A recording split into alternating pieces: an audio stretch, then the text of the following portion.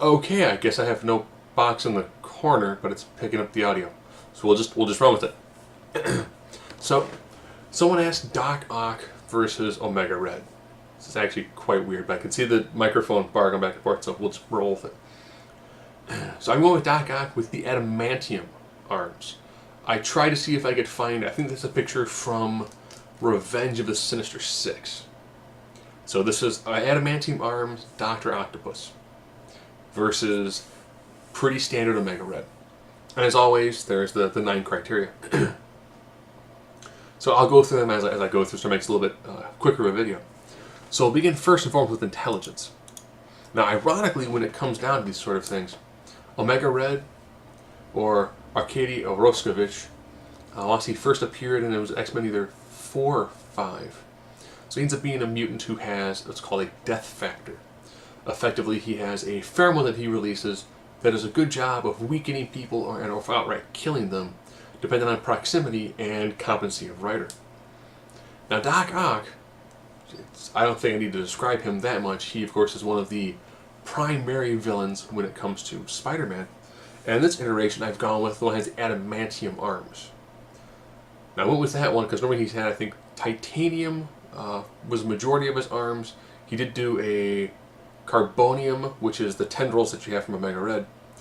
But his most potent, he actually had adamantium arms, which is Revenge of Sinister Six era. So being first and foremost with intelligence, I don't think I need to go into too much grand detail when it comes to intelligence of this one, because you're looking at one of the smarter villains. I mean, this guy, master scientist, genius level intellect. I mean, he effectively has created multiple styles of arms that respond to his pseudo-telepathic, because they respond to his mental commands, as well as a tremendous amount of robots. And he's also proven that he can actually do, well, things like mind transfer as well, but that's a later point. Fighting ability. Omega Red can actually hang very well with Wolverine, Sabretooth. He's in that level. He's also effectively a Russian super soldier. Strength. This is kind of dicey. I'm giving strength to Doc Ock. Well aware of the fact that Omega Red actually does have superhuman strength. I did specifically mention that this is the adamantium Dr. Octopus. Matt's, we're not seeing my face in the little box in the corner. So the adamantium arms, he actually was able to restrain and bludgeon Professor Hulk. So he was able to restrain and bludgeon Professor Hulk. That puts his strength level significantly higher than that of Omega Red. Also, adamantium arm Doc Ock was able to tear apart the suit of Iron Man. So that gives him a tremendous amount of strength. Speed, I'll give the speed advantage to Omega Red. Ironically, this one I kind of went back and forth with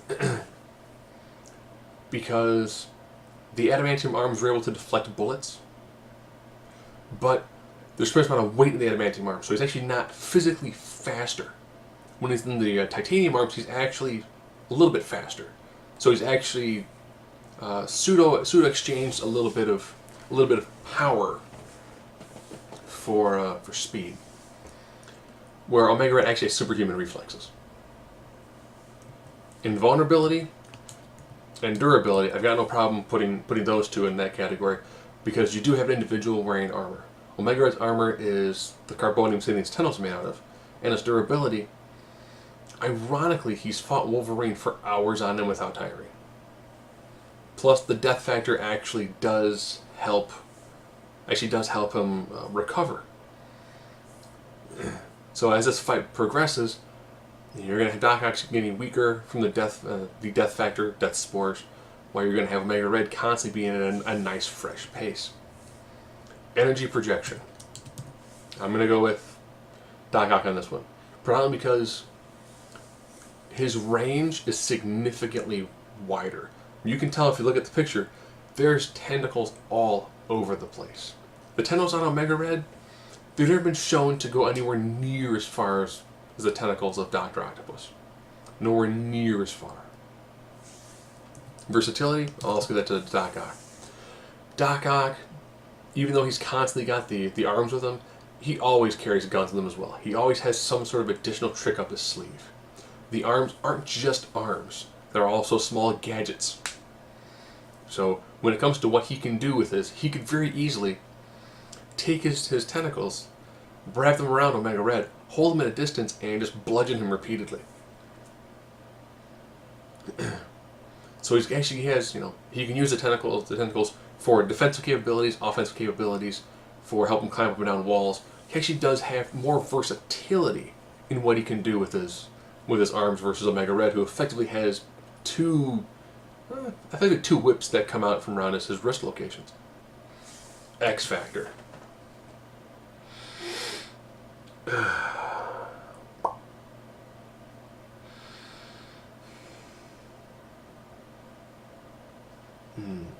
This effectively comes down to the range of Omega Red's death spores. It's not very far. That's one of the weird things. Depending on a writer, it's a close proximity sort of thing. They weaken and kill. Doc Ock isn't somebody who likes to get into the face of his opponents. That's why he has the tentacles. He likes to fight people at range. He's not going to get up close. He's going to see someone like this. Omega's going to get in close for a little bit, and then Doc Ock is just going to hold him at bay the whole time. And I'm going to give the X factor on this one to Doc Ock. Because when it comes to people he's beaten, he's defeated a version of the Hulk.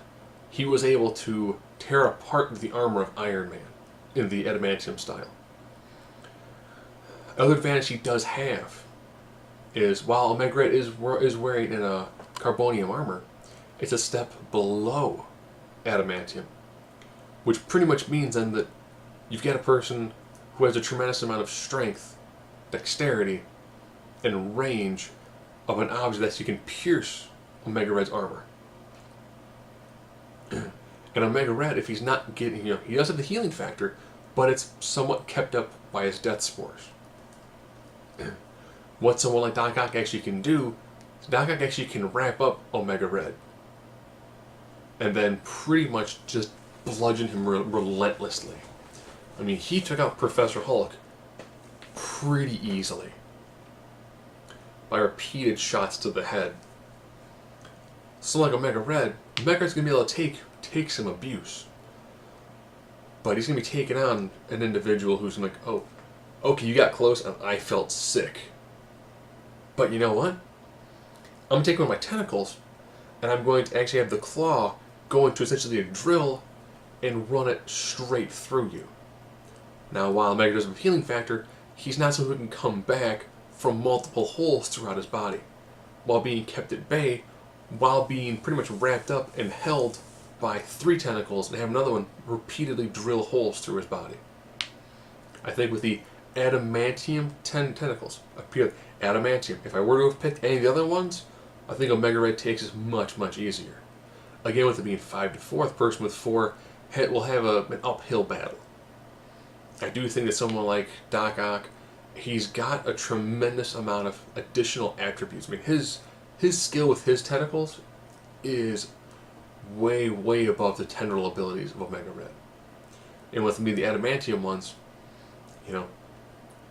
Omega's going to have to actually get through a constant barrage of tentacles and actually get a good hold of him.